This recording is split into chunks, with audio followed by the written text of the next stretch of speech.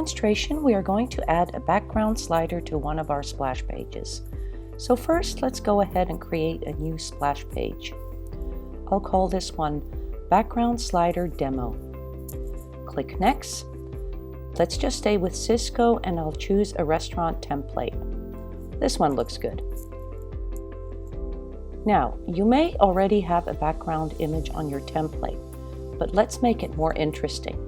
If we go to Splash Elements and drag the background slider to just below the form and click Edit. We now have the chance to add some of our own background images. So let's just choose the first one. There we go. I'll select Image,